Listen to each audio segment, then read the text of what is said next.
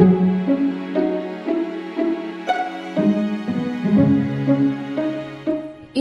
rekaman video CCTV yang viral di media sosial saat para pelaku pencurian sekarung barang paket jasa kurir dari motor di Desa Kranggan, Kecamatan Gunung Putri, Kabupaten Bogor. Dalam rekaman tersebut terlihat pelaku yang berjumlah 2 orang berboncengan dalam satu motor dan memanfaatkan kelengahan sang kurir saat mengantarkan barang paketnya kepada konsumen. Seusai mengantarkan paket barang, korban kaget paket barang-barang lainnya sudah raib dari motor.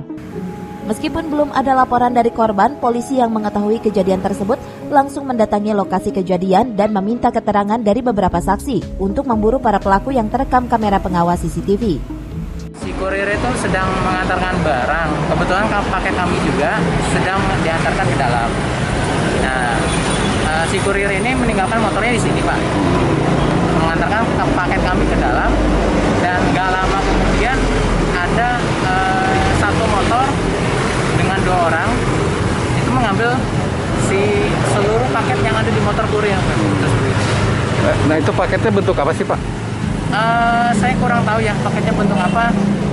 Cuma kalau dari paket yang kami dapatkan itu sebuah berupa kertas dokumentasi dari perusahaan berupa invoice lah, Pak. Sempat ramai dan kurirnya sempat nanya ke saya untuk cek CCTV yang ada di sana. Kejadiannya bagaimana saya rekam, saya bagikan ke kurirnya tersebut. Dimana kronologisnya ada kurir yang mengantarkan paket bernama saudara Ale Petranugraha mengantarkan paket ke salah satu tempat. Nah, kemudian motornya ditinggal di luar pagar atau di pinggir jalan raya. Nah, pada saat korban atau pengantar paket ini masuk,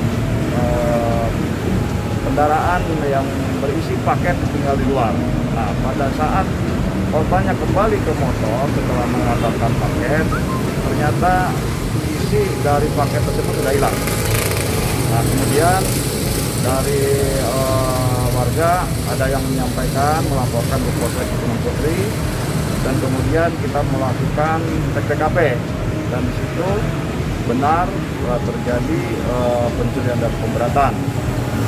Sementara ini pihak korban belum melaporkan kejadian tersebut ke Polsek Gunung Putri.